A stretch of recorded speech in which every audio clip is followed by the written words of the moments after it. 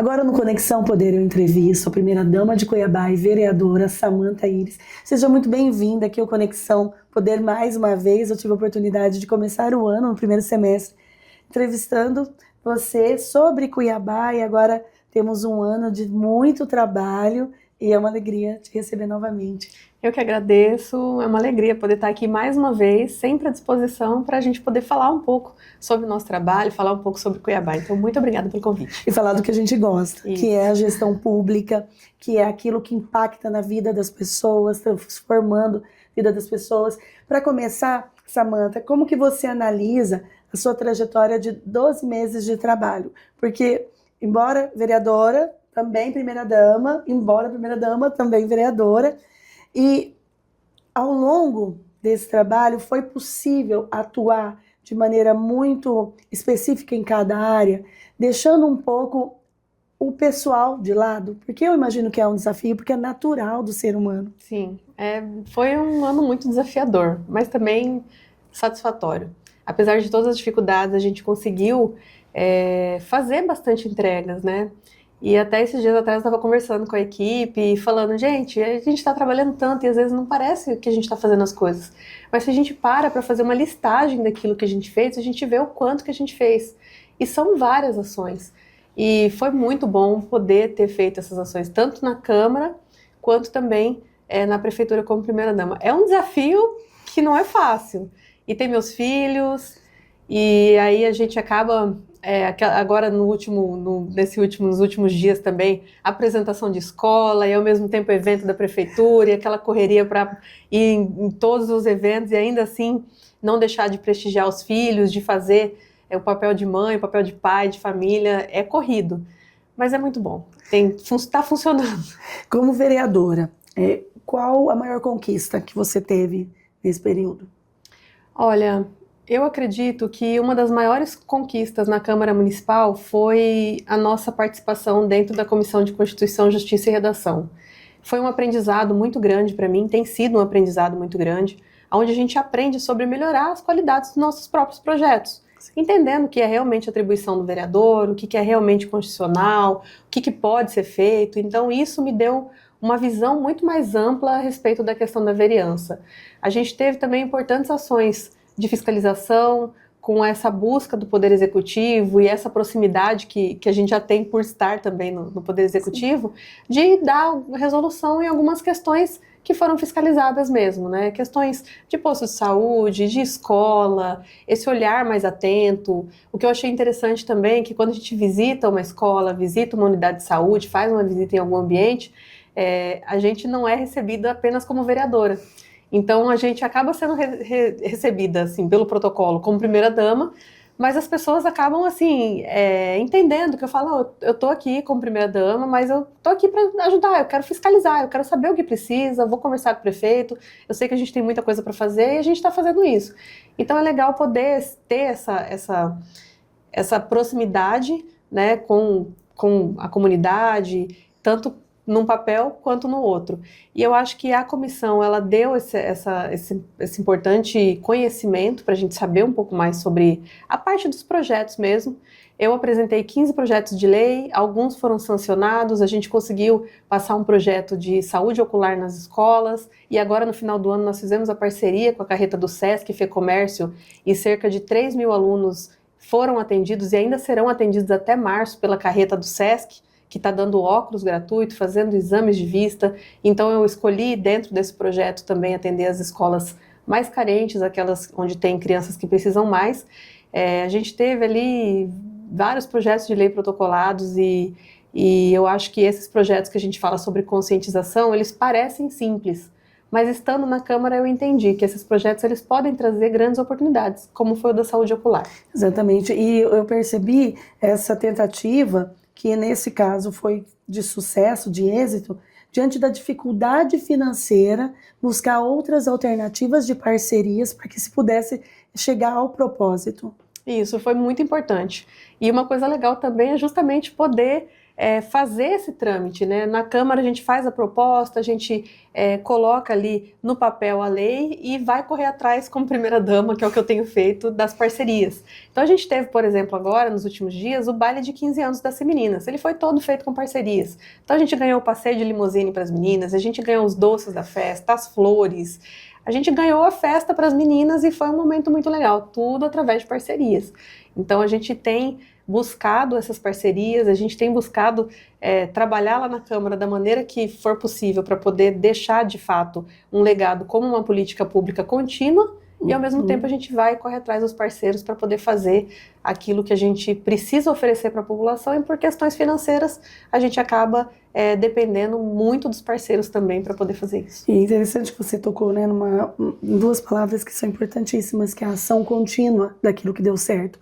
Se Menina é isso, é um exemplo de uma ação contínua, que começou com a Iracy, passou por várias gestões e vem se fortalecendo. Antes de entrar nesse Menina, eu quero fazer uma parte em relação à Comissão de Justiça. Recentemente entrevistei o Eduardo Maon, o advogado, e ele fez um apontamento assim, importante para a gente refletir, que nos espaços legislativos, a comunidade jurídica ainda se depara com muita falta de conhecimento acerca das leis.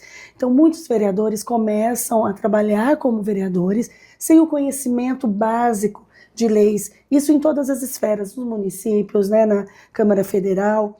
E ele até disse que na Câmara Federal, por exemplo, poderia ter um curso básico de noções de legislação. Você, diretamente envolvida na comissão da legalidade dos projetos, se deparou também, é uma necessidade que a maioria dos vereadores precisaria olhar para isso com mais cautela?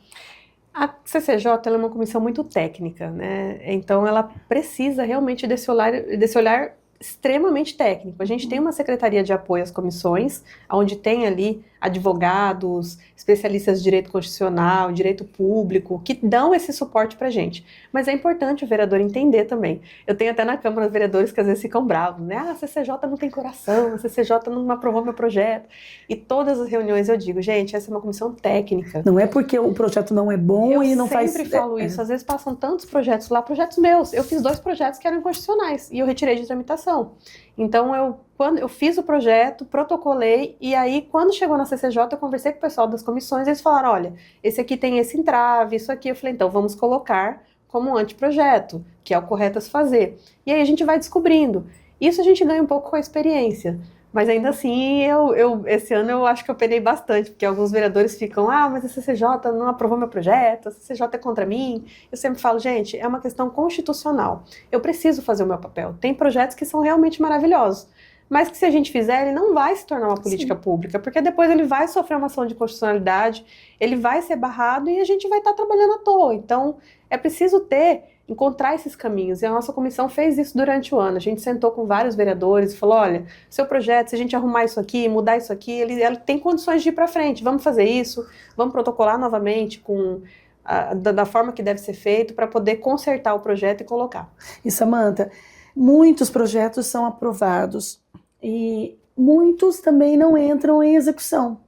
Eu percebo fazendo pesquisas, às vezes uma ideia sobre um projeto que seria importante, ele já existe, mas na prática ele não tem aplicação.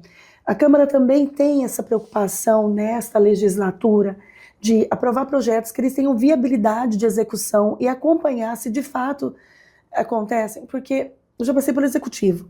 Muitas vezes chegavam projetos do Legislativo que não alcançavam o que o Executivo precisava. Sim. Sendo que algo muito parecido poderia solucionar um problema real da população.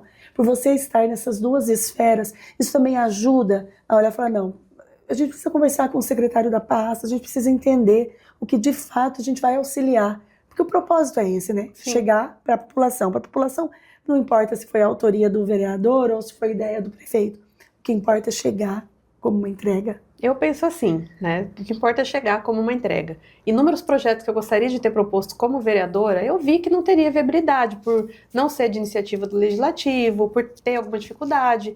E aí a gente conversa com os secretários e implementa algumas coisas. Então é possível fazer isso. Por isso que é importante a proximidade com o poder executivo também. Porque a gente tem a possibilidade, nós temos um prefeito que ouve, ele não tem dificuldade em acolher boas ideias. O projeto, por exemplo, do ônibus gratuito aos domingos, era um projeto de lei do vereador Eduardo Magalhães.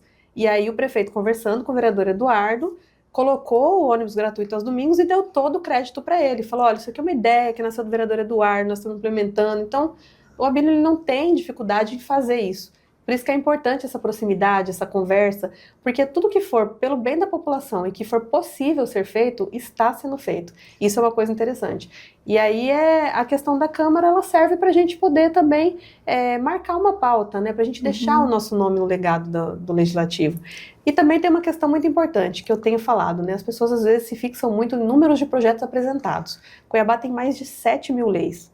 Se a gente perguntar, não tem quem conheça quais são essas 7.000 leis. Tem muita lei aí que precisa ser revogada. Então a gente não pode se prender somente a número de projetos apresentados, né? Porque isso não é de fato o que fala a respeito do trabalho do vereador. É importante, mas é importante que sejam projetos úteis também. Sim, dá até uma dica aí para quem está estudando, poderia ser até um motivo de TCC, não sei nem se já existe, Sim. porque como você disse, tem projetos, tem leis que quando elas já chegam, já são envelhecidas, já não fazem mais sentido. Sim. O diálogo com os secretários e a Câmara é um diálogo que flui? Eu acredito que sim. Eu acredito que a grande maioria dos secretários, acho que todos, eles têm essa facilidade em transitar junto com os vereadores com eles. Claro que é muito trabalho, então assim, existe às vezes, eu tentei falar com o secretário, não consegui.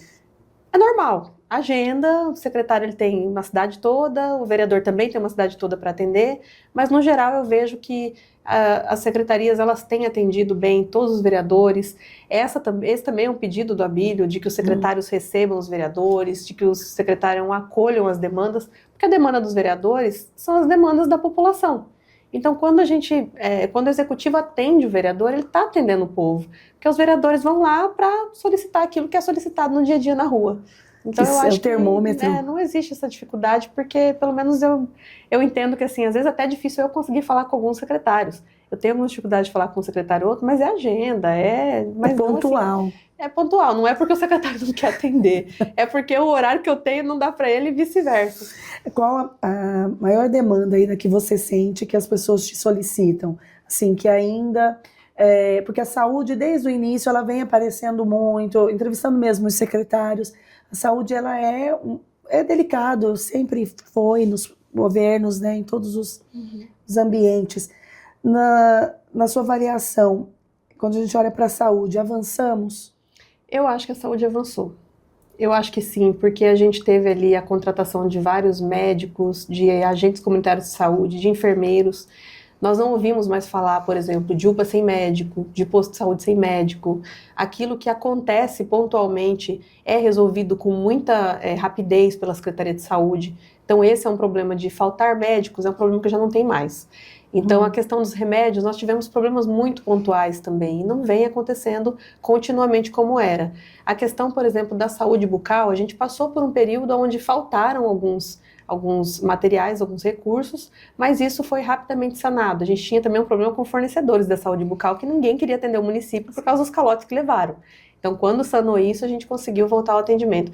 Eu acho que tem avançado, a gente tem bastante coisa para fazer, mas tem avançado diante das dificuldades que a gente tem também, porque foram praticamente 500 milhões de reais em dívidas pagas, que era só conta. Não foi investimento, foi conta que estava para trás que precisou ser paga. Cuiabá está recuperando a credibilidade. Tá, a gente tem trabalhado na Câmara também para aprovar leis que permitam que a Prefeitura faça os ajustes de organização estrutural e financeira necessários para que Cuiabá volte a ter uma qualidade financeira e que consiga ter credibilidade também no mercado. E consiga se movimentar, né? Não ficar tão engessado. Mas a gente vê aí situações, por exemplo, de desconto que era feito na folha do servidor e não era repassado para empréstimo. A gente teve problemas ali de impostos que foram recolhidos, mas que não foram pagos às entidades governamentais, de INSS, imposto de renda. Então tem muita dívida para trás que precisa ser resolvida.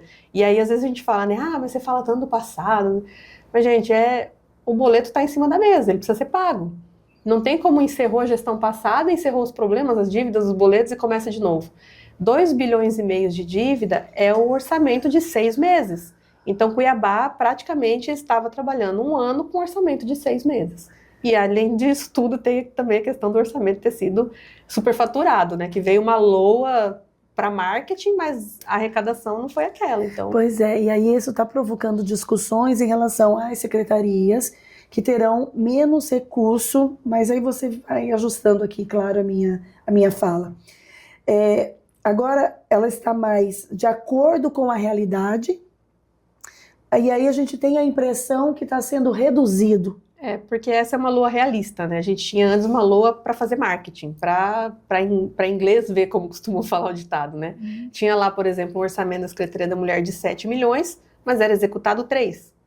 Então, assim, nunca existiu esses valores que estavam nas últimas LOAs. Sempre foi executado um valor bem abaixo. E aí, como a gente tem uma equipe técnica na prefeitura, o que a equipe técnica fez? Ela pegou aquilo que foi realmente utilizado, gasto no orçamento anual, colocou ali os 15% de margem para todas as secretarias e ajustou tecnicamente. Aí vem, mas tinha não sei mais quanto para não sei o quê, no orçamento tal não está aqui. E aí, na verdade, foi porque foi feita uma LOA extremamente técnica para poder atender realmente a realidade do orçamento de Cuiabá. E não para colocar lá que vai ter 1 bilhão para alguma pasta e de repente chega no final do ano, gastou 500 milhões. E continua sendo desafiador. Por quê? Se a gente tem com a LOA que estava com valor que não era realista, como você mesmo disse, com dificuldade de entrega de serviço, a gente tem hoje uma LOA realista, porém, os desafios de fazer entregas continuam. Entrevistando aqui o secretário de governo, Ananias, um abraço para o Ananias, ele disse que teríamos esses primeiros 3 anos dificílimos. Sim. Porque até ajustar a máquina para a realidade de acordo com o que é arrecadado. Nós teremos um ano ainda difícil em 2026, Samantha? Eu acho que ainda vamos encontrar dificuldades, porque ainda tem muita coisa para ser paga, muita coisa para trás ser paga, e ainda tem coisa chegando hoje na prefeitura de coisas que nem foram empenhadas. Então ainda tem dívidas que não são nem sabidas. Ainda? Ainda chega de vez em quando alguém lá que prestou um serviço para a prefeitura e não recebeu. E aí até encontrar, avaliar e ajustar para ver o que pode ser feito em relação a isso. Tem também a questão dos precatórios, que a justiça está obrigando a pagar, e é uma coisa que não estava prevista na LOA. Então sempre aparece uma coisa a mais ali que não estava prevista e que precisa ser pago por força da justiça, porque senão vai bloquear a conta. Mas apesar dessas dificuldades, o essencial foi mantido, e aí a gente tem trabalhado dessa forma. Eu acho que a gente deve ainda ter algumas dificuldades no próximo ano, mas eu acho que já fica um pouco mais fácil de conseguir se ajustar, porque a gente já passou por um ano e já enxergou a realidade como ela é. Então, fica mais fácil da gente criar as expectativas e atender as expectativas. E a articulação em busca de parceria reforçada? Também. A gente tem também buscado, né, a prefeitura tem buscado as parcerias e conversado para conseguir recursos, mas é aquela questão, né? Muito se fala sobre, tem que conversar com o Lula para conseguir recursos. Mas não faz diferença, gente. O Lula não está mandando recurso nem para prefeito petista, imagina para o DPE. Então a realidade é essa, mas assim, os recursos que são obrigatórios, eles não deixam de ser repassados, isso não muda nada. E os outros, eles vêm, porque eles são de emendas. Então não faz diferença essa questão dessa... Você acredita que não faz diferença esse diálogo? Eu acredito que no final não faz diferença. Essa busca em trabalhar junto, respeitado, claro, as diferenças ideológicas, mas sob o ponto de vista de recursos públicos, que são recursos de todos. Porque os recursos eles são obrigatórios serem repassados, então não existe algo que faça ou que deixe de fazer com que o recurso venha ou não. Ele vem porque ele é obrigatório. A partir disso, são os recursos de emendas, e aí cada deputado também tem a sua possibilidade de enviar e fazer isso junto com o município. É só numa situação hipotética. Por exemplo, uma oportunidade que você teria para conversar com a primeira-dama do país, um exemplo. Se colocando ali e exigindo, trazendo a realidade de Cuiabá e solicitando um comprometimento com a capital. Você acredita que não teríamos um resultado, um comprometimento, um olhar especial? Eu acredito que não, porque eu acho que o tipo de política que eles estão acostumados a fazer, provavelmente eles queriam uma contrapartida que a gente não vai fazer. Então, eu acho que seria bem difícil. Eu não vejo que exista alguma coisa que ela possa fazer por Cuiabá, por exemplo, que vá mudar A partir de uma conversa. Eu acredito que não. Mas aí quando você se coloca nessa de não acreditar que possa existir um diálogo nesse sentido, mas como primeira-dama, uma primeira-dama de uma cidade que quase metade elegeu um candidato de outra corrente ideológica, porque votou, quer dizer, porque o eleito foi o Abílio. Mas considerando, eu acho que o Lúdio teve 40 e tantos %. Acho que foi. Né? Um número considerável, importante, porque foi para o segundo turno. Você se coloca a primeira-dama de todos esses, até mesmo daqueles que não elegeram vocês. Exatamente. O serviço público ele é para todos. A gente tem essa consciência. Mas a nossa, eu vou chamar como a nossa corrente de pensamento, a nossa ideologia, os nossos valores, não condizem, infelizmente, com o presidente que está no governo agora. Uhum. E a gente tem um posicionamento e a gente mantém, porque é isso que as pessoas esperam de nós também. Mas isso não isenta a gente de atender a todos. Então, assim, existem, um exemplo, existem bairros onde eu não ganhei como vereadora, não fui a mais votada, fui a menos votada. E eu já levei serviços para esses bairros. Existem locais onde a maioria votou no PT, e o Abílio já levou serviços para esses bairros. Então, a gestão, o governo municipal, ele é para todos. E eu acredito que é assim que deve ser olhado. Assim como o recurso federal, ele não deveria ser olhado para o prefeito que está lá. Ele é uma obrigação com a sociedade. Então, a gente não pode deixar de pular uma etapa porque não vai com a cara do fulano. Então, a gente que está nessa posição de fazer o apoio para quem está aguardando, a gente não deixa de fazer por conta disso. Esse é o fato. Sim, porque é a democracia, né? E também não depende de ninguém vir nos pedir, né? Porque, por exemplo, assim, o presidente do bairro tal não gosta do Abílio. Mas não precisa pedir nada, gente. O Abílio vai fazer, independente se é a obrigação dele, como tem feito. Sim, a entrega gente tem aí presidentes de bairro, lideranças comunitárias aí, que xingam o Abílio até hoje. O Abílio tá lá no bairro, entregando obra, fazendo as coisas, e que não depende deles. A gente sabe que existe uma população esperando. Então é uma obrigação nossa. E deveria ser assim também com o governo federal. Não precisar ir lá pedir alguma coisa. É uma obrigação e tem que ser feita. Falando de entrega, o Centro Médico abre as portas agora dia 18? Dia Conta 18. Isso para mim. Às 17 horas, eu acho que o maior hospital infantil, o único hospital infantil do estado do Mato Grosso, ele foi pensado inicialmente não para ser um hospital, mas quando a Abílio entrou, ele definiu fazer daquele lugar um hospital infantil. É uma estrutura maravilhosa. Eu estou encantada, assim. A gente vê aquilo como um carinho, assim, extremamente necessário para a população. Eu acho que quando a gente cuida da criança, quando a gente cuida da mãe, a gente cuida da sociedade como um todo. Então, aquele ambiente ele foi pensado para ter os melhores profissionais, os melhores materiais, a melhor estrutura. Eu vi o Abílio acompanhar aquela obra, de como ela foi entregue nessa gestão agora, e as alterações que ele fez, de chegar lá e falar, não, esse material não é de qualidade, eu não quero isso, troca. De trocar material que não era de qualidade, de readequar ambientes para que ficassem maiores, mais acolhedores, de fazer questão de escolher pessoalmente os desenhos que estão nas paredes, e assim, a gente fez questão de participar muito, porque a gente quis colocar lá dentro, e eu acho que todos os profissionais envolvidos nessa entrega fizeram questão de colocar lá uma coisa que fariam para si mesmo e para os seus filhos. É portas abertas. Portas abertas. É um hospital público, municipal, infantil, 24 horas. E inaugura agora, abre as portas dia 18, e a expectativa é atender as crianças com esse acolhimento, com esse carinho, e não termos nenhuma intercorrência por conta... É porque as obras, como a gente pegou uma Cuiabá com obras paradas, e foi desgastante, né? Sim. Então, todos esses problemas resolvidos, de goteira, de tudo, Samantha. Olha, a goteira a gente só sabe quando vem a chuva, não tem como saber antes. Mas eu acho que, assim, foi tudo feito com a maior qualidade possível para que não tenha problema nenhum. Mas ele é uma reforma em um prédio muito antigo. Então pode ser que ocorra alguma coisa. Eu acredito que dificilmente vai ocorrer, porque o tanto de vezes que o Abílio foi lá para olhar pessoalmente, eu acho que ele só não subiu no telhado. E se subiu eu não fiquei sabendo, porque eu também não duvido.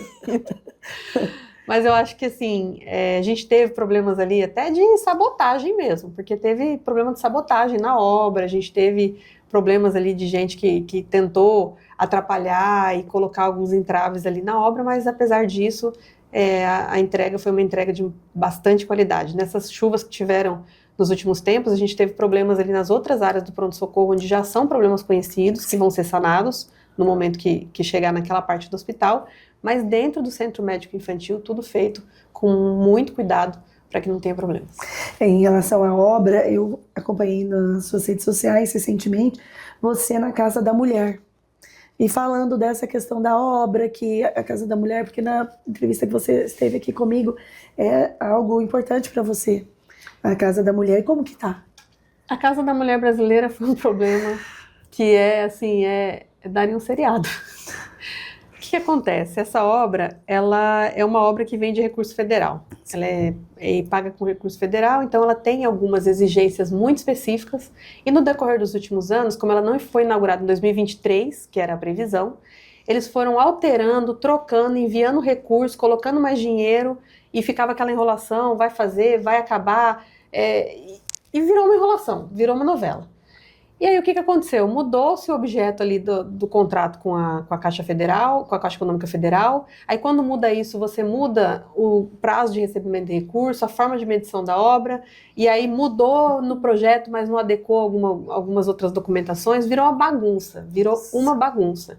E aí fez-se uma entrega da obra também ilustrativa no final da gestão passada, para dizer que entregou. Mas no próprio vídeo da entrega da obra que a gente vê lá na rede social do pessoal da gestão passada, tem lá eles andando no meio da obra com material de obra no chão, a janela sem janela, a porta sem porta.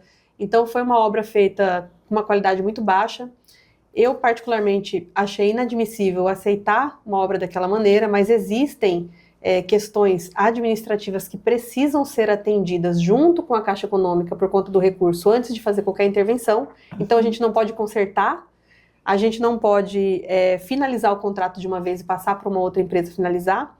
A gente fica amarrado nas questões de pedir para fazer as adequações, porque as adequações já entrariam num novo objeto que também não está como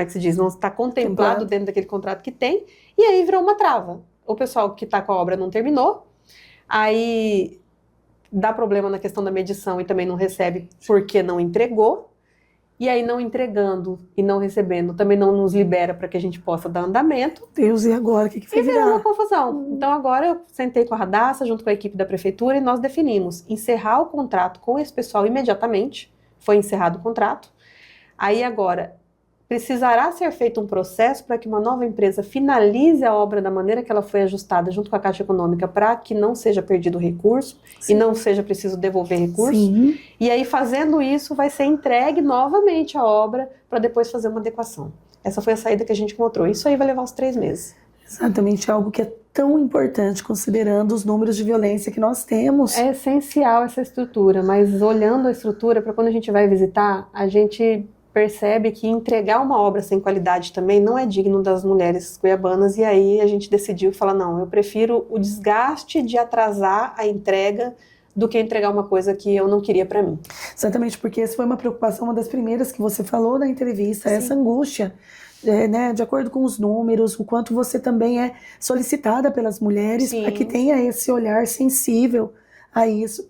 E aí falando sobre Casa do Autista, como que tá? Que também é algo que faz brilhar seus olhos. Casa do Autista é um sonho do nosso coração, assim. Cada vez que eu vou lá no Colégio Nilo Povos, que é onde vai ser a Casa do Autista, eu tenho uma ideia diferente, uma coisa nova para colocar lá, e tem sido feito com muito carinho. A gente está na fase de projeto, porque como eu vi essa mudança de local, ela ia ser inicialmente lá na Barão de Melgaço, junto com a Secretaria de Saúde. Aí a gente conseguiu conversar com a Bíblia, conseguiu conversar com o vice-governador, e o Estado cedeu a Escola Nilo Povos para a gente poder fazer a Casa do Autista. Lá são quase 40 salas, são salas enormes. Maravilha. Então a gente tem muita coisa para fazer. Nós tivemos ali 6 milhões de emenda parlamentar do senador Wellington, nós temos mais 4 milhões de emenda parlamentar do Coronel Assis, deputado federal. O dinheiro está garantido. Então a gente tem ali mais cerca de 8 milhões de recursos que estão para entrar também, que vão ser direcionados para essa casa. A gente tem um escritório de arquitetura que vai começar a funcionar lá dentro na segunda-feira. Então nós não teremos recesso, o arquiteto vai ficar lá dentro para poder receber aqueles parceiros que queiram ajudar a Casa do Autista de alguma forma. A gente vai ter uma parceria muito importante com a Casa Cor. Então se desse tempo, a gente faria uma Casa Cor lá dentro.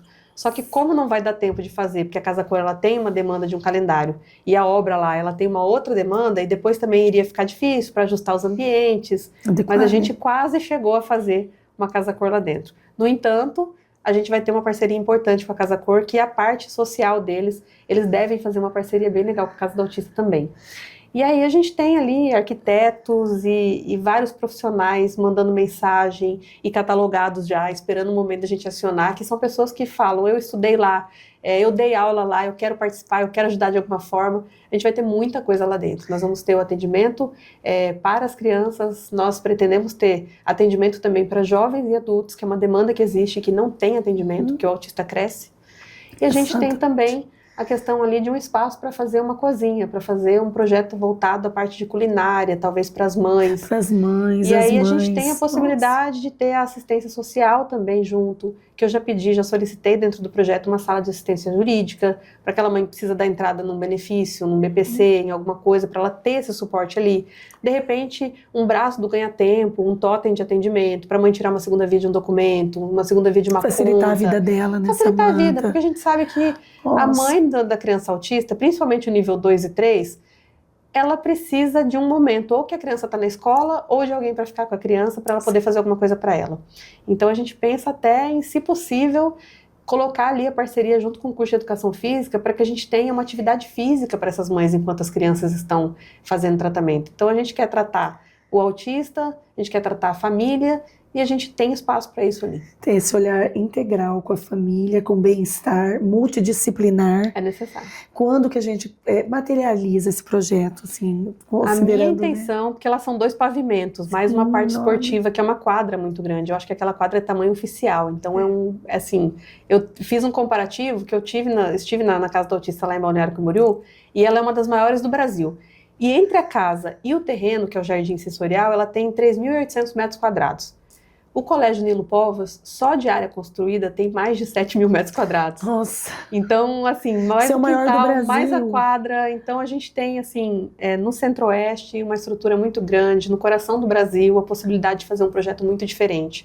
Mas eu acho que a gente vai acabar abrindo ele por etapas, porque a gente não tem muito a ânsia de inaugurar, a gente tem a ânsia de atender. Sim, então, que seja em etapas. Que seja em etapas, o importante é trazer o atendimento, porque hoje a gente tem um atendimento precário ainda na rede municipal, porque a gente saiu do zero praticamente, então o importante é atender. E aí eu acredito que a gente consegue liberar um pavimento dele com atendimento clínico para laudar e a parte de assistência social e jurídica, eu acho que até a metade do ano que vem a gente já consegue fazer esse primeiro momento. Mas enquanto isso a gente fez o Centro Amar, lá no bairro Santa Cruz, que vai receber uma sala multissensorial, a primeira de Cuiabá, que já está recebendo um parquinho, que também vai ser colocado também em breve um parquinho PCD, um parquinho para as crianças que têm alguma dificuldade de mobilidade. A gente tem lá fonoaudiólogo, pedagogo, é um espaço de avaliação pedagógica voltado ao autista e aos neurodivergentes da rede municipal, que já está atendendo. E a vontade é que tem em todos os bairros, né? Que a gente possa Tomara que a gente consiga colocar em todos os bairros. Mas a gente conseguiu aquele prédio e aí Vitória. A gente já conseguiu fazer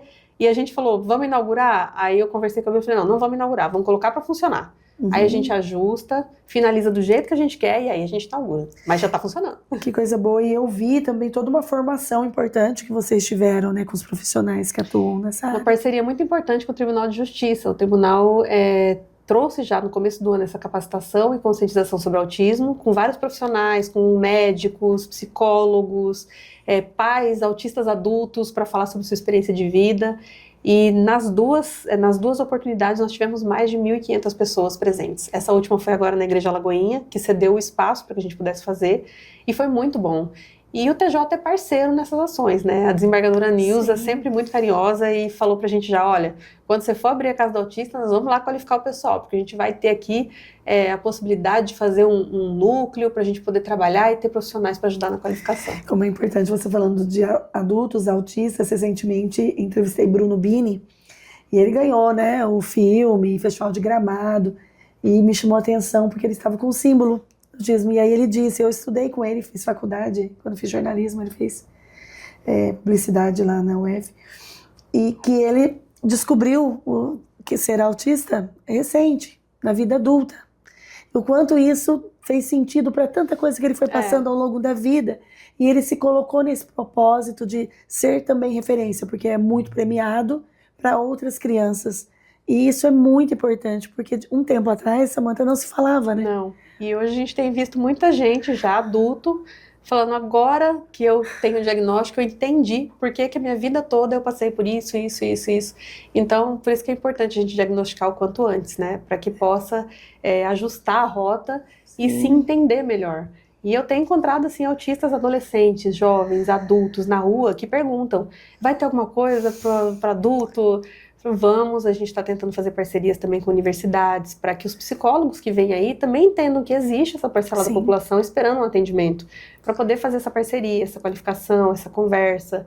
Então a gente vai ter aí grandes oportunidades e é importante também a gente falar e divulgar sobre esses autistas adultos que descobriram agora, mas que passaram aí por vários desafios na vida e que mostraram que é possível superar e fazer aquilo que gosta e escolher uma profissão e escolher um objetivo, uma profissão e se formar e ser destaque nisso, né? A gente tem um médico também lá em Rondonópolis, que também é autista e dá palestras, inclusive, também falando sobre o tema. Então, a gente tem aí exemplos que a gente precisa mostrar também para essas crianças. E para os pais também, porque às vezes tem pais que acham, meu filho é autista, e agora? O que vai acontecer? Então, a gente precisa conscientizar e falar que depende muito desses pais e mães também, esse cuidado diário, para poder dar essas possibilidades de crescimento para os seus filhos. É uma causa do seu coração. Essa é uma causa do meu coração, né? Porque é meu filho, então meu filho também se enquadra na questão do autismo e aí a gente tem todo um carinho para poder enxergar. Eu também tenho muitas amigas, tenho algumas E te ensinou amigas muito, né? Te ensinou muito. São condições que nos ensinam a cada dia, né? E a gente vê a particularidade de cada um. Então eu tenho amigas que têm filhos autistas e que são completamente diferentes do meu filho e cada uma tem uma particularidade muito específica e é uma maneira de encontrar um olhar para todas elas que é o que move a gente a fazer algum projeto que consiga atender a todos. Não é fácil. Então cada vez que a gente vai cobre de um lado, descobre do outro, e aí a gente tem que ajustar, e aí a gente tem que aprender que a gente tem que fazer ali no meio um detalhe para que possa alcançar todos os lados. Mas eu acho que a grande questão é essa, o aprendizado é esse. Sim. E eu sempre tenho falado, inclusive em todas as pautas e causas que a gente transita, eu tenho falado justamente isso. Muitas coisas eu não sei, eu estou aprendendo. E eu faço questão de aprender, porque se o espaço que eu ocupo hoje não for para servir as pessoas, não faz sentido nenhum. Exatamente, então, a representatividade que você hoje traz, que a gente tem que fazer. E falando de assistência social, se menina, acompanhei baile de debutantes e entrevistei a secretária Hélida, e ela me disse do seu carinho pela pasta da assistência social e essa possibilidade, disse, eu falei que iria te entrevistar, a primeira-dama vai falar com você sobre isso. Inserir meninos, conta sobre esse menino. Esse menino é um projeto importante que acontece aqui em Cuiabá, né? Já tem desde a gestão da Iraci França, e eles é um agente de transformação na vida das meninas. Como jornalista, eu não tenho como quantificar todas as vezes que eu entrevistei, acompanhei este projeto em execução, em diferentes gestões. E ele abre para as meninas a possibilidade e a percepção de que é possível romper ciclos, quebrar paradigmas. E ele vai avançar na gestão. Me conta um pouquinho do Cimenina. O Cimenina, ele é um programa da Prefeitura de Cuiabá que começou lá com a Iraci França e ele atende meninas de 6 a 14 anos. E inicialmente ele foi voltado para pensar mais naquela questão de diminuir a questão da gravidez infantil e adolescente, pensando mais nesse posicionamento. Ele continua tendo esse objetivo, que é importantíssimo. A gente tem apoio para as meninas, apoio psicológico, a gente tem assistência social, a gente tem uma equipe que trabalha assim, com todas as meninas em todas as questões que elas tiverem para conversar. Então, toda essa orientação, né, para que se elas são vítimas de abuso, elas possam identificar. E aprender a se proteger, principalmente, porque a gente teve até casos de meninas que foram abordadas na rua e quase passaram por uma situação de abuso. E aí elas mesmas relataram, a gente fez o que a policial mandou a gente fazer, porque a gente tem lá a palestra com policiais, explicando sobre como se proteger. E a gente teve um caso recentemente de que tentaram abordar algumas meninas e elas conseguiram escapar, seguindo as indicações que foi dado numa das palestras que elas tiveram na unidade. E aí deu tudo certo, graças a Deus, ninguém mexeu com elas. Então, os nossos objetivos, eles estão sendo alcançados. Hoje o Cimenina está atendendo cerca de 1.200 meninas, né? A gente tem uma quantidade razoável de meninas, ele é um programa feito para atender até 1.500, Então a gente tem ali cerca de 1.200, quase 1.300 meninas sendo atendidas, e a gente tem algumas unidades que estão fechadas, né, que começaram o ano fechadas, que foram fechadas na pandemia e nunca foram reabertas, e a gente vai reabrir essas unidades, que é a do Pedra 90, provavelmente vai ser a do CRAS Getúlio Vargas e possivelmente a do Dr. Fábio também, que serão reabertas. E aí alcança esse número máximo. E alcança o número máximo. E aí a gente tem, assim, inúmeras parcerias para poder dar um apoio e acolhimento a essas meninas da melhor forma possível. Eu gostei muito, assim, de poder ter a proximidade com o Projeto Semenina, de ser madrinha do Projeto Semenina, porque eu vejo que a gente tem muitas possibilidades de trabalhar com essas meninas de várias formas e quebrar barreiras. Hoje a gente tem meninas que foram semininas e que estão trabalhando no programa Semenina como monitora das meninas que estão vindo agora. A gente tem meninas que foram semininas trabalhando como servidoras do município de Cuiabá. A gente tem, eu acho que é uma jornalista, né, que ela foi semenina, ela fala, eu fui semenina, tal, e ela é hoje jornalista. Com orgulho, né? Orgulhosa de ser semenina. Então, o programa Semenina esse ano, ele desenvolveu muitas atividades. A gente ganhou passeio no Rancho Dourado, onde as meninas puderam ir andar de cavalo, passar uma tarde, conhecer ali os animais, tomar um lanche, e a gente conseguiu alcançar todas as meninas. Então, foi feita uma programação durante o ano todo para que nenhuma unidade ficasse sem ir. Então, não tem nenhuma unidade que fala, a gente não foi, todas foram. Todo mundo foi. A gente teve também, a gente ganhou para algumas unidades almoços, jantares, lanches, restaurantes, né? Experiências, né? Que a gente ganhou em restaurantes também para as meninas. A gente também conseguiu alcançar várias meninas que ganharam exame de vista, óculos, e elas foram na ótica, assim, sendo atendidas como cliente. Não é aquele padrão que você vai ganhar esse óculos aqui. É elas aquilo sentaram que tem. Na mesa, escolheram o óculos dela, sentou lá na outra mesa para medir certinho o olho, para fazer assim, como clientes mesmo. Foi muito legal essa ação.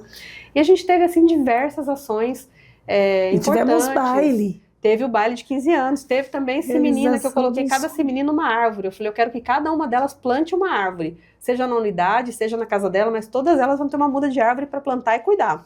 E aí a gente atingiu também essa semana a marca de 1.000 árvores plantadas pelas semeninas. E a gente teve o baile das semeninas que fizeram 15 anos, né? Foram 10 meninas que completaram 15 anos nesse ano e que tiveram ali o seu encerramento no programa, porque quando elas fazem 15 anos elas saem. E aí a gente fez um baile de debutante para elas. Foi uma festa relativamente simples. Eu digo que a gente teve, assim, fomos abençoados com parceiros de todos os lugares, assim, que deram flor, doce, limousine, os vestidos, foi o ateliê dessa menina que fez. Então foi muito legal, elas ganharam um sapato, ganharam um colar. Foi muito legal essa festa, a gente via, assim, a emoção com as famílias mesmo, agradecidas, e eu falei, gente, essa é a nossa obrigação.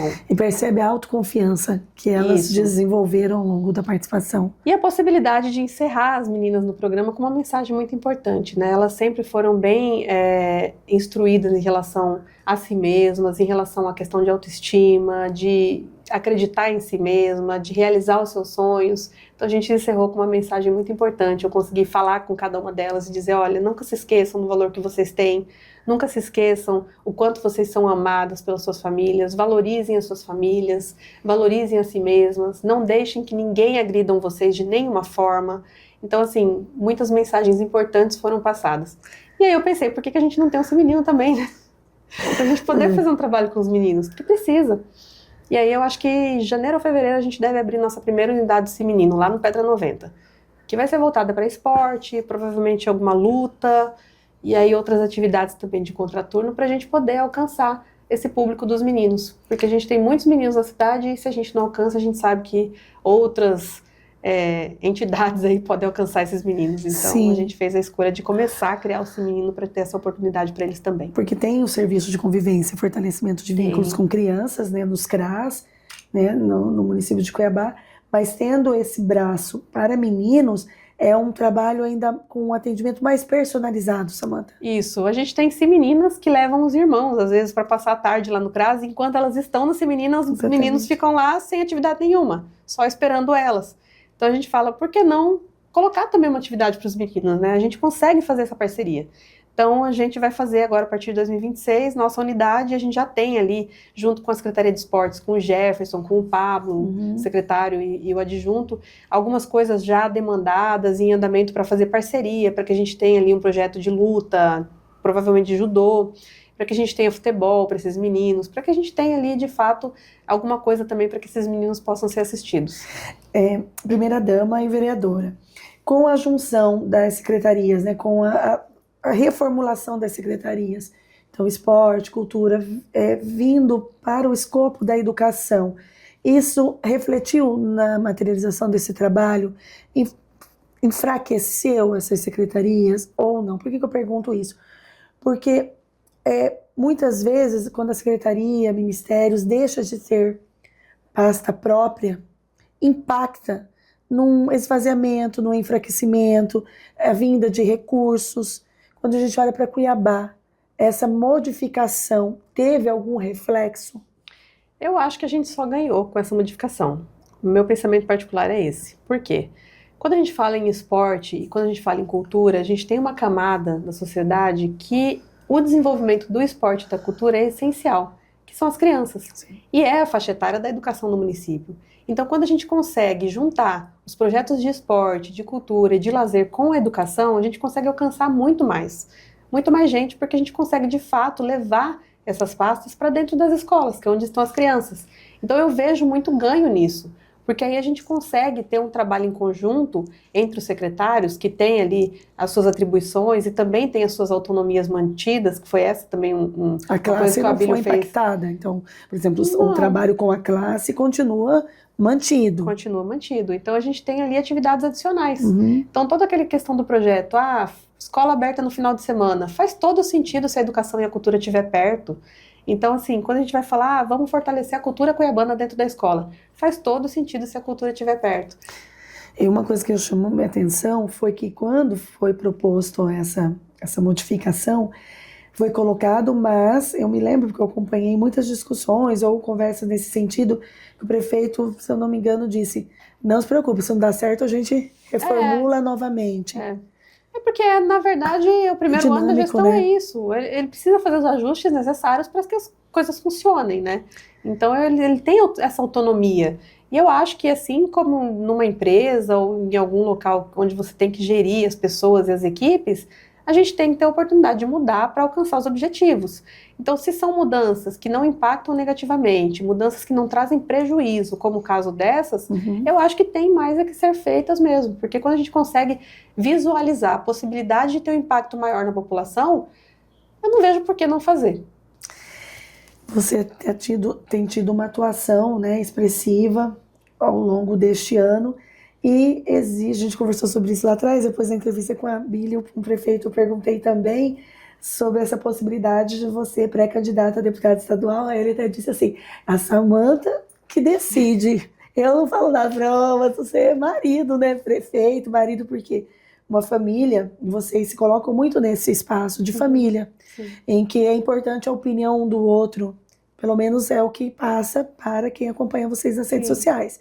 Esse fortalecimento dessa imagem de uma família que toma decisão de comum acordo. Ele disse, pergunta para Samanta, ocasião. Olha, afinal, é para candidata a deputada estadual? Se tem uma coisa que eu faço, que o Abílio faz, que deixa eu doida, você decide. Eu não quero decidir, eu quero que você decida comigo. Mas, de fato, essa é uma decisão que ele sempre deixa bem claro que cabe a mim, né? Porque a gente sabe que tem toda uma questão familiar envolvida. E eu vejo que hoje a formatação onde eu mais me ajusto para o ano que vem é estar como candidata a deputada estadual. Porque é dentro do estado, facilita mais a questão de estar presente com a família. Então, o meu nome ele está listado no PL como pré-candidata a deputada estadual, ele está à disposição. Então, se até o ano que vem, no período correto, o partido e a gente entender que seja uma forma de ajudar a população, aí a gente vai para esse projeto. Mas eu costumo dizer que o futuro é o futuro, então a gente está com essa formatação em mente, mas vamos ver o que vai acontecer. Partido PL nacional também tem um interesse que a gente venha para federal. Mas é uma situação um pouco mais complicada por conta da questão de família mesmo. Então eu vejo que provavelmente se eu for ficar para uma próxima eleição agora de 2026, eu devo vir como pré-candidata a deputada estadual mesmo. Essa indicação, essa orientação do grupo é importante, pesa. Eu pergunto isso porque você, assim, vereadora de primeiro mandato, com uma votação muito expressiva, é muito próxima à população.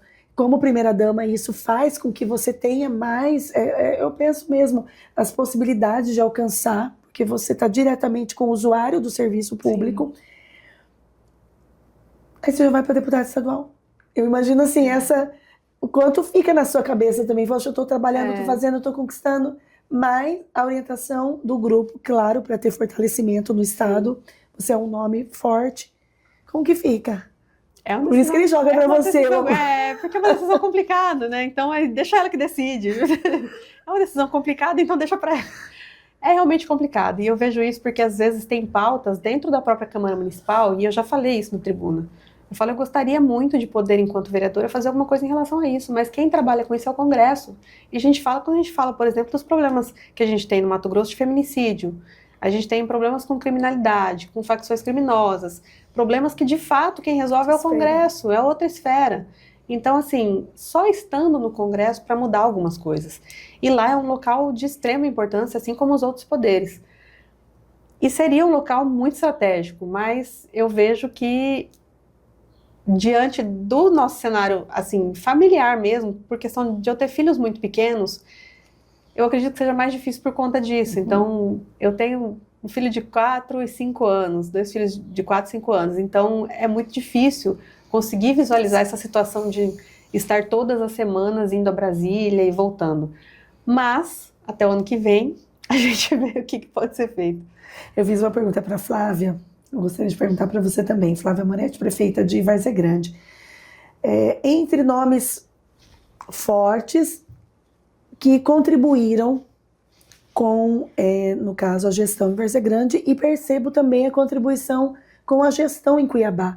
Otaviano Pivetta e o Wellington Fagundes. Ela disse assim, eu fico numa sinuca de bico, porque são importantes apoiadores que auxiliaram no trabalho, e Cuiabá também tem essa situação, mas aí tem o grupo político, como Samanta, vereadora primeira-dama, diante de 2 nomes tão importantes que atuam em prol de Cuiabá. A gente também fica nessa mesma situação, porque assim, os dois têm uma atuação muito forte em Cuiabá, um carinho muito forte também pela população cuiabana e matogrossense, tem um trabalho prestado, e a gente tem também a questão de que nós somos do PL. O PL escolheu o seu candidato, que é o Wellington, e esse é o nome que nós defendemos. Mas eu não vou, assim, desmerecer ou descaracterizar o trabalho do nosso vice-governador, que também está sempre colaborando com o Cuiabá, colaborando com a gestão do Abílio. Então é fato que a gente precisa da ajuda de todos. E eu digo que Cuiabá realmente precisa, porque a situação que a gente encontrou é uma situação complicada. E se existe pessoas que podem, de fato, fazer alguma coisa pela população cuiabana, hoje são essas pessoas, né? A gente tem o governo do estado, que tem uma importante colaboração com o município de Cuiabá. A gente tem o senador Wellington, que como senador também tem uma atuação muito importante nas pautas que a gente defende também, principalmente na questão da direita, na questão de apoio ao município. Enfim, a gente tem a situação aí que os dois ajudam Cuiabá, então é complicado. Entrevistando a Gislaine, presidente do PL Mulher, ela destacou o trabalho do PL Mulher pelo fortalecimento, citou seu nome, inclusive, como um exemplo, né, de atuação das mulheres do PL, e disse que é um trabalho, que é um partido que, de fato, apoia a mulher e que há uma tendência a um crescimento de mais mulheres do PL ocupando os espaços públicos, né, de poder, no caso legislativo ou executivo, pelo país como um todo. E Mato Grosso, tendo essa característica de sua maioria ter essa identificação com a direita, a possibilidade é ainda maior para Mato Grosso nesse sentido. Como você avalia o fortalecimento da mulher do PL em Mato Grosso e cenário nacional? E considerando também que recentemente a ex-primeira-dama Michele Bolsonaro esteve aqui, conseguiu reunir mulheres de vários municípios para esse evento que aconteceu em Sorriso. Tem uma identificação com Mato Grosso, porque sempre ela está se comunicando, né, com o Estado. Isso também ajuda? Eu acho que sim, e na verdade eu acho que se tem realmente assim, partidos e políticos que fazem algo pela mulher, eu acredito que são os partidos de direita. Por mais que às vezes se tente tirar essa narrativa e esse mérito da direita, eu vejo que existe isso. porque o próprio Abílio postou um vídeo mesmo falando, né? As pessoas gostam muito de criticar ele e comparar muito com o Lula. Mas se a gente vê, quase metade do secretariado do Abílio são mulheres.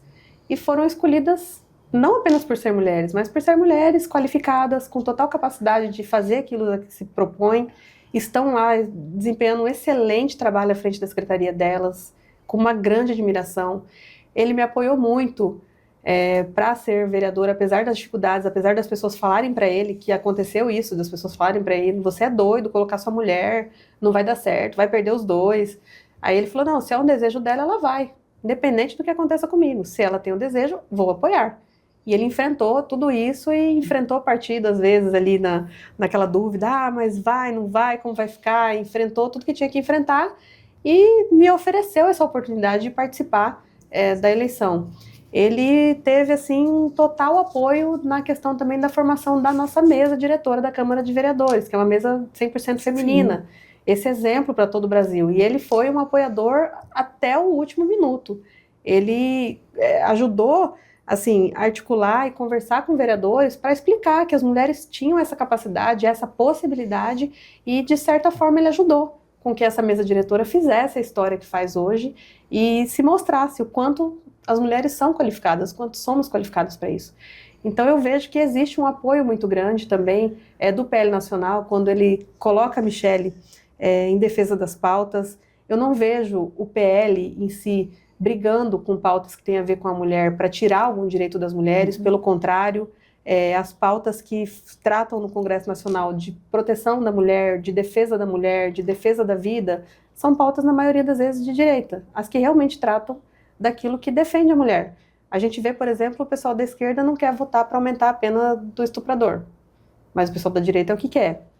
E aí a gente vê esse fortalecimento, por exemplo, de tantas mulheres que foram eleitas no Brasil inteiro, representando os valores que a maioria da população também quer ver. Então, eu acho que, eu sempre costumo dizer, né, que eu vejo o papel de vítima não cabe na mulher da direita, porque nós somos mulheres e a gente sabe que a gente consegue cuidar de casa, cuidar dos filhos, entrar na política e fazer um bom trabalho. E eu acho que é importante também ter essa consciência. E quando a gente fala que a ideologia vale a pena, é porque a gente também defende que o espaço da mulher seja o espaço da mulher, e não daquele que apenas se diz mulher. Então a gente tem essas defesas, e eu acho que isso é o importante na defesa da mulher. Porque vários juízes, estudiosos da violência contra a mulher do judiciário, promotores, defensores, disseram que não basta ser mulher, tem que ser comprometida com a causa.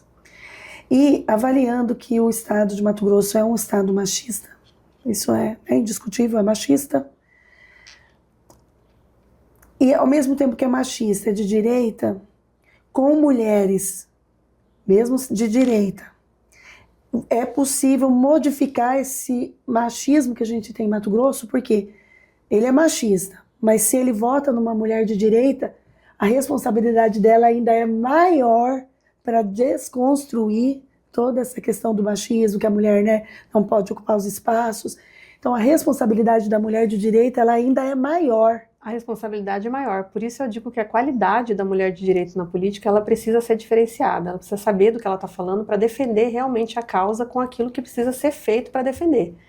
E aí a gente falando sobre a questão do Mato Grosso, eu consigo me recordar aqui de 2 casos que teve muito, assim, tristes de feminicídio, que a gente vê, por exemplo, um foi de um homem que veio de Rondônia, se eu não me engano, e o outro, o cara que aconteceu uma tragédia em Sorriso, também parece que veio de um outro lugar. Veio de um outro lugar. Então a gente tem um problema no Mato Grosso também, que é o seguinte, nós somos um estado grande.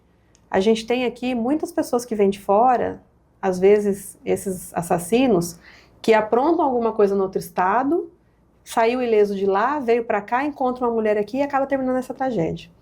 Então essa também é uma coisa que a gente precisa verificar. É claro que a gente não pode deixar de ver também, olhar para dentro, olhar para o nosso estado. A gente tem muita coisa pela qual lutar. E eu vejo de uma cultura, né, de é uma coisa desconstrução, assim, que vai demorar. Mas a gente vê que também não é uma exclusividade do Mato Grosso, infelizmente, mesmo tendo a triste estatística que tem. Sim. A gente teve esses dias em São Paulo, o homem que arrastou a mulher no carro. Sim, então, assim, carro, as pernas, é um problema generalizado. É um problema generalizado. Mas, sinceramente, eu não vejo as pessoas de direita, as mulheres de direita, cultuando músicas que distratam as mulheres, que rebaixam as mulheres, que colocam elas como objeto sexual. E isso eu acho que também influencia nessa cultura. E eu acredito que influencia como um todo. Porque a gente está vivendo um momento que as crianças estão ouvindo alguns tipos de músicas, às vezes, que como elas vão crescer? E isso independe da ideologia partidária. Então, isso independe Então, da ideologia, não dá pra gente generalizar, envolvida. né? Não dá para generalizar. Mas aí a gente vê, por exemplo, a possibilidade de fazer um trabalho de qualidade quando a gente se propõe a defender a mulher mesmo. Sim. Então, às vezes, quando a gente fala que, porque a gente não acha justo que se participe, um homem que se diz mulher participe de um esporte feminino, é por uma questão física, é por uma questão de força, é por uma questão de preservar a mulher como mulher. Então, quando reconhecer a gente fala, suas diferenças fisiológicas. As diferenças que existem. E não por preconceito. Exatamente, porque se a gente normaliza o homem que se acha mulher participar do esporte feminino, então a gente vai normalizar o homem lutando com mulher. Então, de normalizar o homem lutando com mulher, daqui a pouco normaliza que o homem bata na mulher também, porque se eles são iguais. Então, existe uma diferença física, biológica comprovada. Essas coisas a gente precisa pensar, mas quando a gente fala isso, porque é fascista, porque é machista, porque é taxista, terrorista, e por aí vai. Tudo que termina com ista. Mas eu acho que a gente tem muita coisa para aprofundar nessa discussão. Mas eu tenho visto que, e isso é uma discussão também para um outro episódio, 4 entrevistas, 4 horas, sobre o quanto o papel da mulher dentro da família, enquanto mãe, enquanto mulher, também impacta nesse crescimento dos filhos, da formação do caráter, da criança crescer como uma mulher ou como um homem violento. Então, tudo isso impacta, mas isso é uma coisa que é... Só uma parte, que eu recentemente assisti uma entrevista, um debate entre Cíntia Chagas e a Cíntia Chagas, ela... não sei se você viu essa parte, que ela diz assim, que ela, que sempre se identificou com a direita, ela se sentiu abandonada, não foi bem esse termo, mas assim, que as mulheres de direita não a apoiaram quando ela foi vítima de violência como ela esperou que fosse apoiada. Não sei se você viu isso, repercutiu bastante na Cíntia Chagas em relação a isso, e ela fazia essa reflexão. E foi um debate muito, muito importante, porque foi a Cíntia e a Manuela, e ao final... era nítido que elas queriam a mesma coisa, que eram as mulheres em segurança, com o direito de opinarem sobre assuntos, respeitando o ideal de uma da outra, assim, foi muito importante. Mas ela fez esse apontamento, que ela sentiu que ela não foi tão apoiada pelas mulheres de direita quando ela foi vítima de violência. Mas eu acho que há casos e casos, né? Porque a gente teve situações aqui em Cuiabá de mulheres vítimas de violência que foram apoiadas pessoalmente pelo prefeito. E eu digo que, por conhecê-lo, eu digo que ele fez isso porque é da índole dele, né? Do caráter dele. Como a gente teve, infelizmente, aquela mãe que teve a filha morta pelo companheiro, e ele acompanhou essa mulher desde o momento que ela... foi para a unidade de saúde até o momento que se finalizou o desfecho todo do acontecido, de encontrar a filha e de achar o culpado e da punição. Ele acompanhou pessoalmente isso. Ele faz questão de acompanhar e de dar todo o suporte. E eu vejo, às vezes, a gente recebe algumas demandas de mulheres, por exemplo... teve a casa incendiada pelo ex-companheiro. Ele pessoalmente liga para a Radassa e fala: Radassa, esse é o telefone da mulher, conversa com ela, dá o apoio, vê o que precisa. Então eu acho que existem políticos de direita e políticos de direita, pessoas de direita e pessoas de direita. No nosso caso, a gente procura saber fazer o que tiver dentro das possibilidades para apoiar essas mulheres, independentes delas gostarem ou não da gente, porque esse é o nosso papel. Sim, a sensibilidade e identificar. E quando você se depara com questões de gênero, de discussões, como foi recentemente de uma colega parlamentar junto ao prefeito, e você postou, estou falando isso porque está na rede social. Sim. Então, e você entrou e questionou algumas vezes quando, por exemplo, você tocou aqui no assunto do orçamento, o orçamento da vice-prefeitura que foi colocado que ele não tem mais esse orçamento e que seria uma tensão de forças em relação à vice-prefeita, ela mulher. Então, cria-se todo um burburinho, Samantha. Isso, ao final, acaba sendo ruim para as mulheres como um todo, uma luta que tem que ser de todas, assim, eu digo, como que você vê? Eu não acho que fica ruim, porque eu acho que existem momentos que a gente precisa esclarecer realmente qual é a nossa luta. E eu vejo, por exemplo, que quando a gente vê pessoas que estão pleiteando cargos políticos ou que estão na política, entrando em uma narrativa que é uma inverdade para poder se promover, isso é muito ruim para nós mulheres, desqualifica o trabalho de todas nós. Então, quando nós mulheres da Câmara Municipal votamos uma reforma administrativa, onde vinculava o gabinete da vice-prefeita e o gabinete do prefeito dentro da Secretaria de Governo, a gente sabia o que a gente estava fazendo. Então, nós fizemos um ajuste administrativo para que tudo ocorresse da melhor forma possível. Agora, se enquanto mulher a pessoa cair numa narrativa e esquecer do trabalho dela, significa que alguma parte do trabalho não foi feita com qualidade. Da mesma forma, quando se coloca a questão de ofensas e do jeito que foi feito, eu também tenho o direito de responder. Então, eu acho que isso nos ajuda a fazer com que as pessoas compreendam a qualidade dos parlamentares também. Porque quando a gente pega parlamentares experientes que estão falando de uma LOA, mas que sabem a diferença entre orçamento previsto e orçamento executado, e ainda assim fazem um cálculo para falar na tribuna, considerando o orçamento previsto e não executado, isso também é falar de forma faltando com a verdade com a população. Então, isso também a gente precisa esclarecer, a gente precisa levar adiante, precisa mostrar isso, para que as pessoas não fiquem sendo enganadas por discursos que não condizem com a realidade.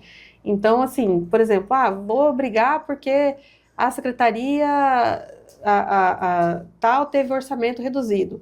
Mas, poxa, a Secretaria de Esporte e de Cultura também teve orçamento reduzido, porque elas estão inseridas na educação agora. Então, automaticamente... E que não vai impactar no trabalho. Faz parte, não vai impactar no trabalho. A questão da própria questão do gabinete do prefeito e da vice. Os gabinetes de prefeito e vice, eles não são estruturas administrativas. Então, não são ordenadores de despesa, nem o prefeito. Nem o prefeito compra o cafezinho do gabinete dele. Então, assim, não faltou nada e não faltará para a vice-prefeita. Assim como todos que vão à prefeitura hoje conversar com o prefeito sabem. Ele tirou o chefe de gabinete dele para aumentar o espaço dela. Nenhum outro vice-prefeito nos últimos anos teve sala no 7º andar, junto ao prefeito, do lado, com a estrutura de trabalho que tem hoje lá. Então, a gente pensa, poxa, a gente precisa esclarecer as coisas, para que as pessoas não caiam nessa narrativa, né? Quando um prefeito dá o espaço e ainda assim é penalizado por uma narrativa, que eu não sei se é eleitoreira, se é falta de conhecimento técnico ou o que é, a gente precisa colocar os pingos nos is e mostrar para a população o que acontece. Porque senão eu estou acabando deixando com que algumas mulheres nos igualem com essa ideia aí de sororidade, de vitimismo, de violência política de gênero, igualando todas as mulheres, e dá a impressão que todas as mulheres não leem a legislação municipal, que todas as mulheres não sabem a diferença, que estão no parlamento, no caso, não sabem a diferença de orçamento previsto e orçamento executado, que todas as mulheres que estão no parlamento não lêem o que vota. Então, eu acho que é importante a gente chegar e falar, não, opa, peraí, vamos colocar a verdade aqui. Eu sou mulher e eu sei o que está acontecendo, desde o começo.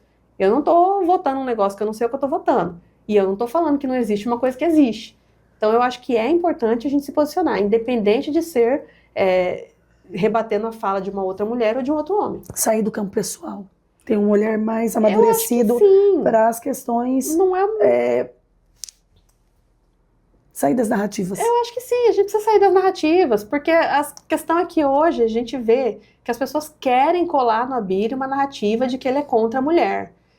E assim, não tem lógica, porque se a gente contabilizar tudo que ele fez enquanto gestor, e eu posso falar um pouco mais, porque eu contabilizo tudo que ele fez enquanto pessoa, pelos 20 anos que eu o conheço. Então eu sei o que é, mas eu saio do campo pessoal meu e dele para falar também, olha, ele é uma pessoa que está pensando sim nas mulheres. Ele deu espaço para secretárias mulheres em pastas importantíssimas, justamente por saber da capacidade delas. Então eu não vejo assim possibilidade da gente deixar ficar se criando uma narrativa que não é verdadeira. Você, pra gente encaminhar para o final da nossa entrevista, porque é muito assunto, ficaria vários episódios. Eu falo que eu sou tímida, e quando eu começo a falar eu não paro mais. Que ótimo, e agora está muito mais, assim. Aí vai chegando do meio pra frente, a gente vai ficando mais solta, aí começa a falar. E me ajudou muito, porque eu tô sem voz. Pois eu tô ajudando. O comando é seu. E você te conheci fazendo palestras sobre marketing político. Você design interiores, até brinquei, falei, eu achei que Samantha fui trabalhar publicidade publicitária por conta dessas ferramentas que você domina. E eu me lembro de uma palestra que você, quando se apresentou, disse que cuidou do marketing político dele, trabalhou junto. Hoje ele está, pesquisa recente mostra, né, uma matéria que a gente teve acesso, ele está entre os políticos que mais têm engajamento no Brasil, chamando a atenção, que seja para apoiar, que seja para criticar, mas enfim, é uma pessoa que está tendo engajamento, relevância e está sendo ouvido. E isso, você que acompanhou toda essa trajetória, por que é importante? Muitos brincam e falam, o prefeito gosta de rede social, ele é um marqueteiro, enfim, pode dar curso de marketing político. Mas você já percebeu que geralmente essas pessoas que falam que ele é tiktoker, não sei o quê... É tiktoker. Você sabe o que essas pessoas querem, né? Querem ser mencionadas por ele, porque ser mencionada por um político que realmente tem esse poder de influência, imagina o engajamento que vai dar. Então, às vezes, a gente vê assim, é por isso que é bom falar do Abílio, porque dá ibope. Então, quando a gente vê, porque o prefeito é TikTok, que tem gente que não sabe nem falar, ou erra de propósito, não sei, mas enfim. Quando a gente vê isso, a gente pensa que o sonho dessas pessoas é tomar uma menção ali no story do Instagram para poder levantar o engajamento deles. Literalmente, eu vejo isso. E como que você avalia, você que faz parte dessa construção? Porque foi uma construção, né, de fazer essa mensagem, romper bolhas e alcançar mesmo a população.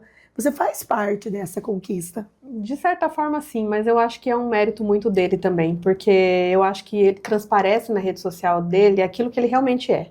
Então, às vezes, tem momentos assim que eu falo... Tem que arrumar confusão. Desnecessário postar isso, mas ele vai lá e posta. Eu me lembro da nossa entrevista que você falou isso, eu falo pra ele, não, mas isso não...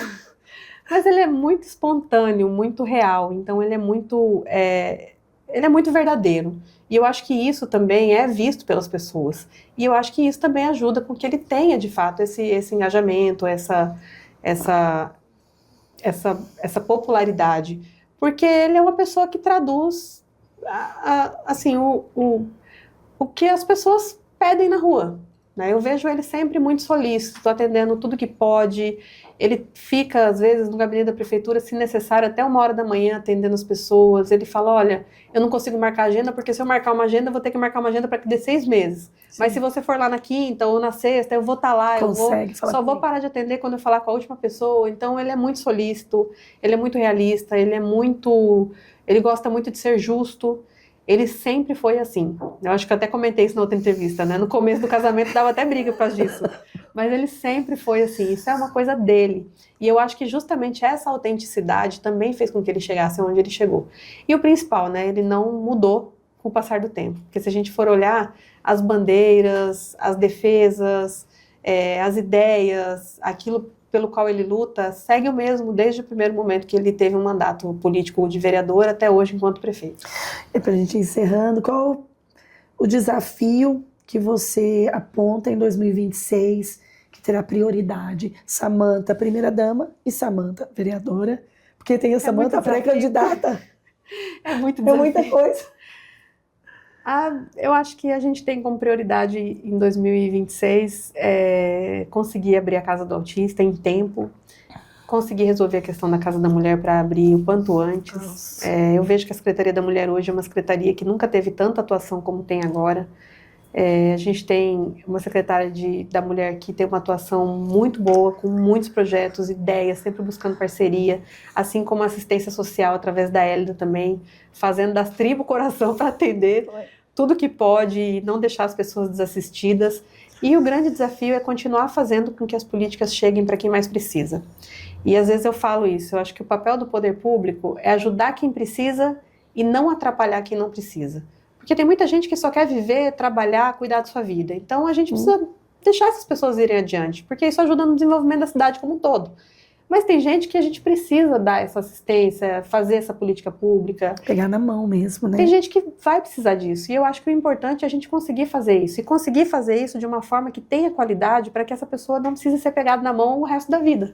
Ter autonomia. Que tenha uma autonomia de uma parte para frente. E isso na assistência social, na Secretaria da Mulher, Em todas as secretarias é importante isso para a gente poder ter as políticas que funcionem, que a política que funciona é aquela que a pessoa não fica refém dela.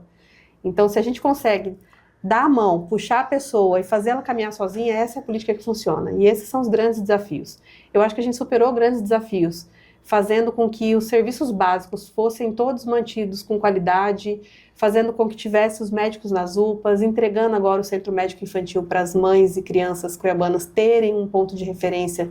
É muito importante. A gente teve muitos avanços na educação, com a troca agora de vários equipamentos nas escolas, vai trocar os ar-condicionados, vai fazer reforma em diversas escolas, vai abrir novas creches no ano que vem.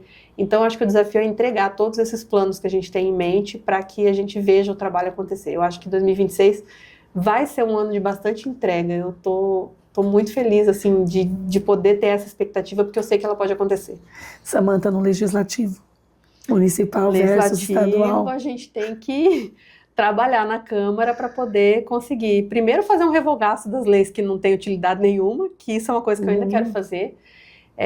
Eu também acredito que a gente consiga fazer, a partir desse segundo ano, todos os vereadores, eu acho que vai ter uma melhora na produção legislativa, inclusive eu também, para poder apresentar mais projetos importantes para a população. Agora que quem chegou agora sabe melhor como funciona e quem está lá consegue esse apoio de quem chegou agora também para fazer bons projetos e entregar coisas boas para a população, e eu espero poder fazer isso também. Então, vou continuar trabalhando de forma técnica no CCJ, mesmo que o povo brinque comigo, porque o que é certo, mas a gente vai continuar atuando, apresentando projetos de lei, fazendo fiscalizações, fazendo levantamentos de documentações para colaborar com o Poder Executivo naquilo que for necessário para que a gente consiga fazer as coisas chegarem para quem precisa.